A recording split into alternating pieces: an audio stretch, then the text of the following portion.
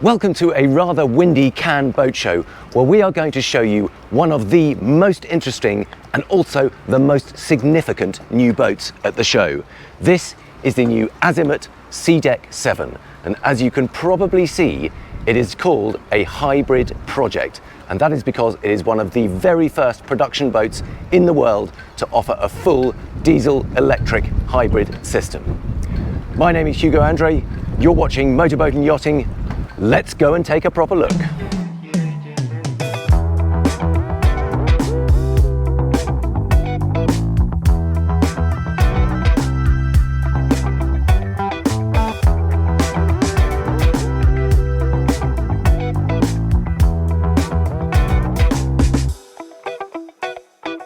Right, first up, a couple of quick details. As the Seadeck 7 name suggests, it's just over 70 foot long and 18 foot wide. And you can get a feel for that by just having a look along the sides here. Now there's a whole lot going on and we'll explain exactly why that is. But let's start at the stern here where you can see you've got this huge beach club area. Now Azimut call this the Fun Island, and it has come down from some of their larger Bonetti super yachts. But look how beautiful this is. We've got fold down platforms on both sides. These obviously come up when you're underway and create a really safe bulwark. We've got guardrails around the outside, carbon fiber, a beautiful glass transom so that you can look through that from this. This is the Fun Island itself. It's a huge sunbed area combined with seating.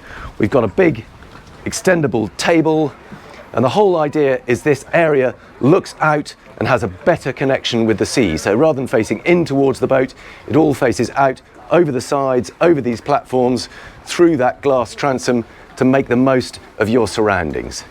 And the whole ethos behind the Seadeck series is not just to be more sustainable, but also to give that closer connection with the water and a slightly more gentle style of cruising. Rather than racing around everywhere at top speed, it's about enjoying your surroundings, making more of nature. We'll take a quick look down on the platform itself. Now this section here is hydraulic, so that sinks down into the water.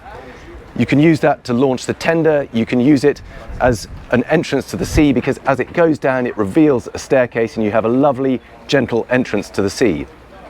There's another thing I wanted to point out here. You can see this decking. It looks like teak. It's not. In fact, it is reconstituted cork. And the reason for that is because it's more sustainable, first and foremost, not just because you can harvest it from the tree without killing it, but it's also lighter than real wood, so it helps make the whole boat a little bit more efficient. They put a lot of effort into saving weight, so we've got about 40% carbon fiber in this superstructure. Things like the cork decking help. The other thing about cork is that it's very soft underfoot. It doesn't get quite as hot in the midday sun, and if you do damage it, it's very easy to repair it. You can just take out a little patch and repair it very easily and completely invisibly. So, I mentioned earlier how windy it is, and one of the things I've immediately noticed is just how sheltered it is here, and that's because you've got these little glass extensions here that help keep this whole cockpit area really nice and calm. We've got some wet bar facilities here. There's a sink under there, but you've got more ability to serve your guests from the wet bar here. You've got a matching screen there to help keep it sheltered. And you can see there's really good walk around decks here. Now it's going to be a little bit windy as we go around here, so apologies if that is audible on the mic, but we've got a side gate there for boarding onto the pontoon. You can see some of this lovely underlit LED lighting and these cutaway bulwarks, so even when you're inside you get a lovely view out through there. Pop-up cleats to keep it all very discreet, a little bit of cork capping along there, and you'll notice that we've got little fender buttons too, because you haven't got traditional rails to tie fenders on. There are little buttons that you just pop the fenders in wherever you need them, and you can hang them off the side that way. Really nice tall bulwarks that's about thigh height for me, but it feels very nice and safe and easy to walk up to this foredeck area. Lovely big sun pad here, nicely detailed. We've got slightly angled headrests, somewhere to keep your drinks, pop-up lights in all here. Now normally on a sunnier day you can also put carbon fibre poles so you can erect a nice sunshade canopy over here if it is beautiful and sunny. Cork decking all the way around here kept it all very nice and neat, so even though you've got all the mooring gear very easily to hand, it doesn't get in the way. There's plenty of space to work, but also it doesn't stop you enjoying it as a social area. Back down the port side. Now what you can see, as well as these full height windows, this section is actually a sliding door, so we'll take a look at that from inside. You've got another boarding gate here, and here are all the controls for those balconies and the passerelle leading ashore. Now unlike the Seadeck 6, the Seadeck 7 has a sports bridge, and access to this unusually is from the starboard side deck, so there's no staircase up from the cockpit. That's been left free for extra seating. There's no internal one, so it's here on the starboard side deck, enabling crew to come out of the helm door and enabling all the guests to come down this deck and up the staircase to the sport bridge. Now it's not a full length flybridge, it is very much more in the sort of sport bridge arenas, but you've still got space for plenty of guests to sit around this lovely U-shaped sofa here. You can see there is a canopy that comes up to provide shade when you want to. Good tall radar arch giving you good view forward on the radar, and then an outside helm station. Now the whole thing is protected by this glass aero screen. That just means that if there is a breeze like there is today, it works very effectively at just making sure that keeps that away from the guests' faces. We've got a helm station here, twin touchscreen, really big screens in fact, tilt adjustable steering wheel, bow thruster, and of course those same Volvo controls with the throttles and the joystick. So the skipper has full control. You can do everything you want to from up here as well as down below. Couple of nice supportive bucket seats, got little flip up bolsters, and the view forward is absolutely spot on. I would happily sit up here all day and cruise from here.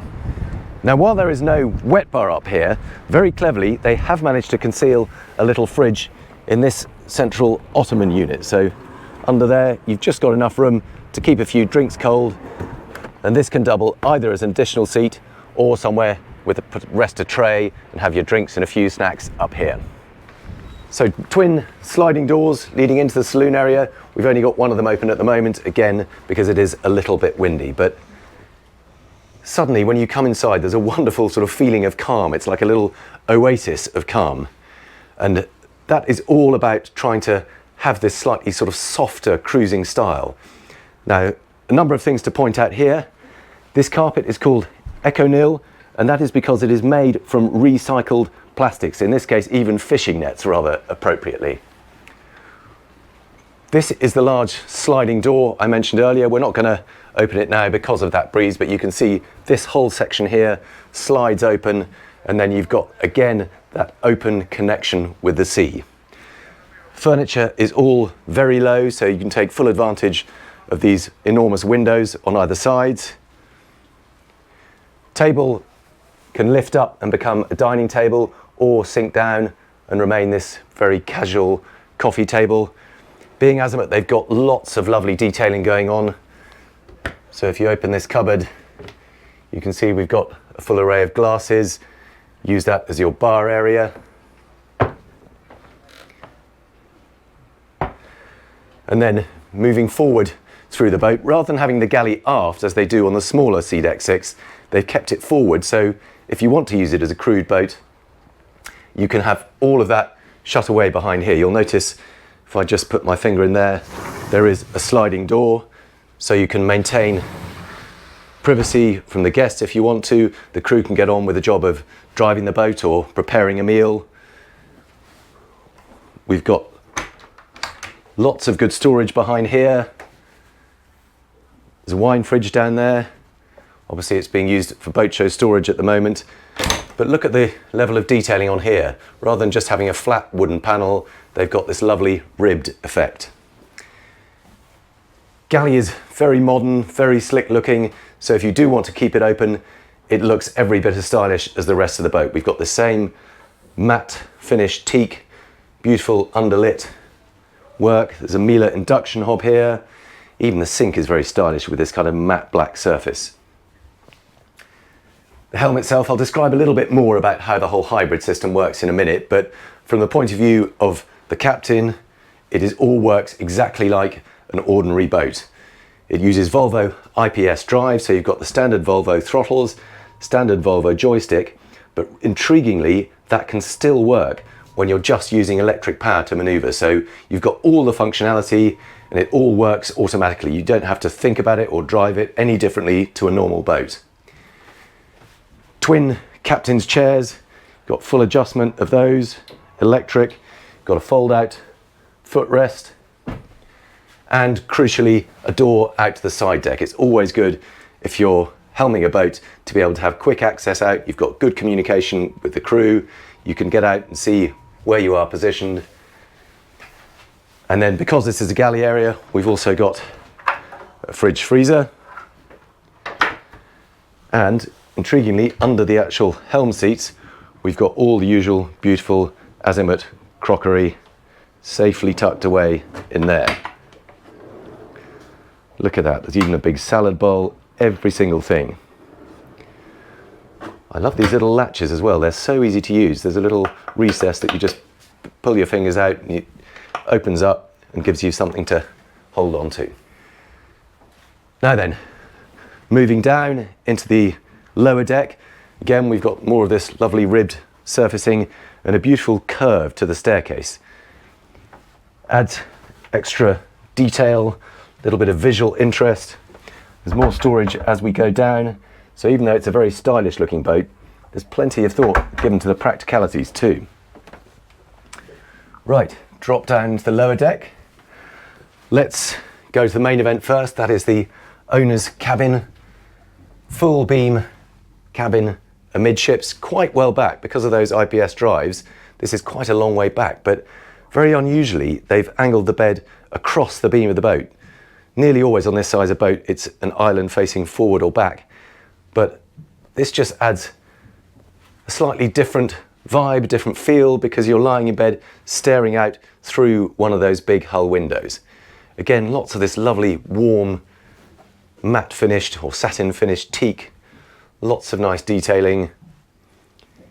Even the sofa here got an intriguing kind of slightly bobbly finish to it, so there's lots of nice textures going on. There's a special material here that I believe was made just for Azimut. It's hard to describe, but there's sort of slight striations in it, lots of little colour variations, plenty of detailing.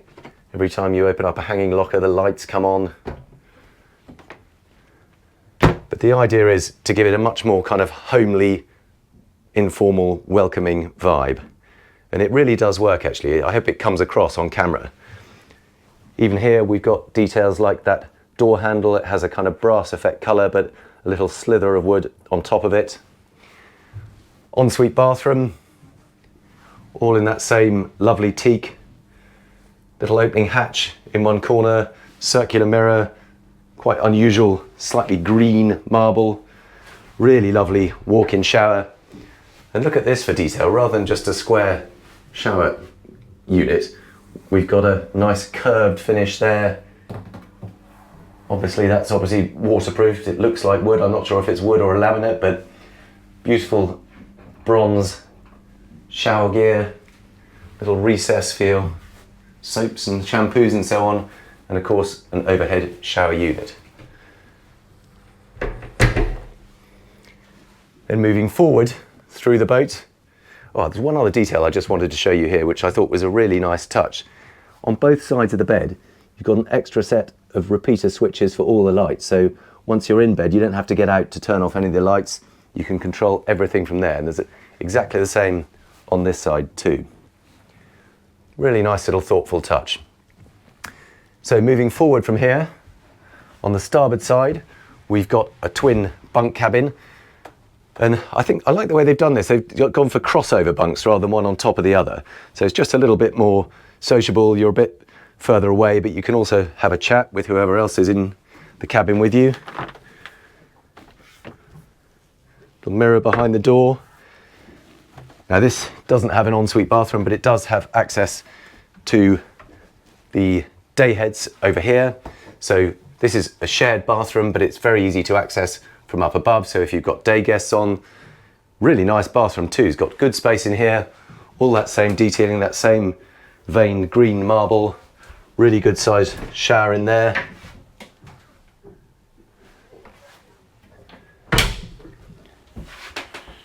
And then the second guest cabin, this is obviously a double, pretty good sized bed. There's a tiny little bit of tapering going on there, but that just creates a bit of extra foot room as you come into the cabin.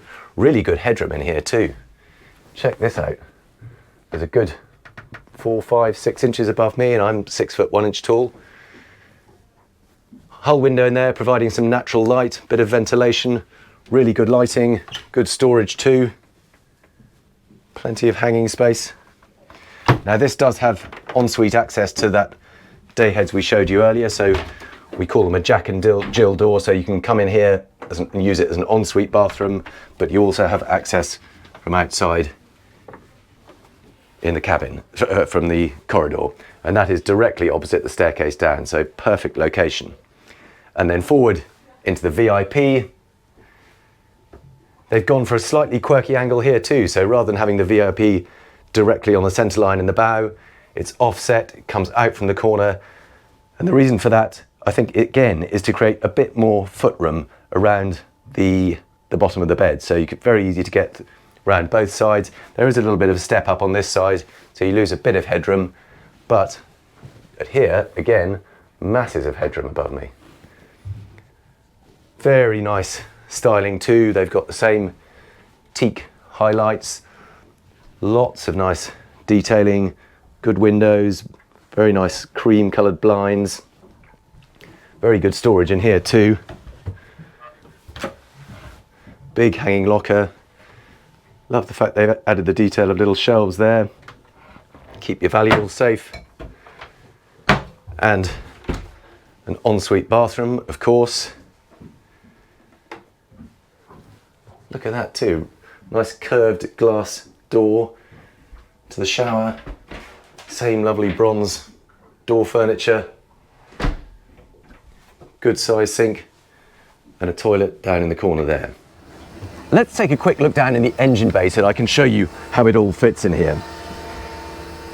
Now, as I mentioned, it is a full hybrid boat, which means that you have conventional diesel engines to provide speed and power, and it is capable of around 32, 33 knots. In this case, we have the IPS 1350 Volvo drive system, so we've got 1,000 horsepower per side, and that leads back to the pod drives. You can see the pod drives there. We've also got twin Seakeeper gyro stabilizers, so we've got one Seakeeper 6 and one Seakeeper 9. Now, most of the time you just need to run with one of them, but again, it helps keep the whole thing more efficient. So rather than having one massive one that you run all the time, you can decide, depending on the conditions, whether you go for the smaller one, the bigger one, or both at once. And of course, it just helps reduce the electrical consumption. And that is key to this whole boat, because behind me here, or behind this very well insulated unit here, is an enormous battery pack. It's almost 400 kilowatt hours of battery. Now, this is still the prototype. It may not end up being that big, but it is absolutely critical to the whole system, because if we come back here and look on the end of the motor, you can see there is a 160 kilowatt electric motor coming directly onto the main drive shaft from the engine. So that is enough to drive the boat at speeds of up to 11 knots. Both engines have exactly the same system, and as well as being an electrical motor, they act as a generator. So when the boat is using the diesel engines, they can help provide the charge to feed that big battery, and in just 2 hours, those two engines, whilst cruising at 16 knots, can recharge that entire battery pack. Now, this is the fuel tank here. You can see it's full width fuel tank, and this is the space where a conventional generator would go if you decide not to go for the full hybrid system. But let's go and take a look at the Helm, and we can describe a little bit more how that actually works. A little bit more detail then about how the hybrid system works. You can see on the screen here we have 4 different modes. So pure electric mode, as it says, is exactly that. It enables you to drive the boat on electric power alone, and that will do about 4 hours cruising at 7 knots for a range of about 30 nautical miles. Once you've used that, or if you want to go faster, you can go to the hybrid standard mode, and if you click on that, that basically is like a hybrid car. So you don't have to think about it at all. The computer will work everything out. You just use the throttles, and as soon as you exceed about 900 RPM and 10 knots, the diesel engines automatically engage and they will then take over. Third mode is the hybrid boost, and that enables you just to give you a bit more punch. It basically ensures that the electric motors kick in addition to the diesel ones when you're trying to get on the plane or go a little bit quicker. It just provides that bit extra oomph. And then finally, and almost most interestingly, the crossover mode, and that enables you to run one diesel engine giving direct drive to the pod, but also generating enough charge for the electric motor to power the other shaft. So essentially you can have both shafts propelling the boat, but just one engine running, and that reduces fuel consumption. It means you can run the diesel engine at the most efficient RPM, and of course it reduces the number of hours on each engine. So there's less servicing costs, reduced engine hours, and more efficient running. So some really clever thinking going on there. Now, it is still very much a project at the moment, so it's not available for sale with the hybrid mode. You can get the boat with the conventional standard diesel engines, but fascinating to see that they're putting so much effort into making a boat that is capable of cruising under electric and diesel power.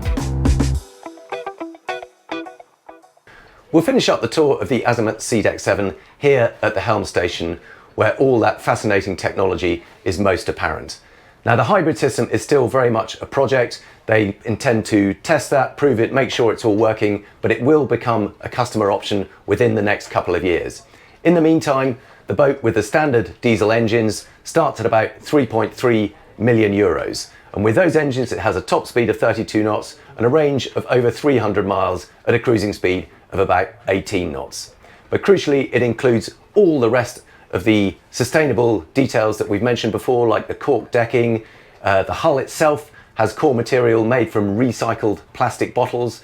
The carbon fibre makes it all lighter, so it is still a very efficient and more sustainable boat than is normally the case at this size. Now, I think it's an absolutely fascinating project. I think there's some really good design ideas going on, but I'd be really intrigued to see what you think. So do please let me know, leave your comments in the comments section below. As always, thank you very much for watching, and of course we will be bringing you a sea trial both on this channel and in Motorboat and Yachting magazine just as soon as we possibly can.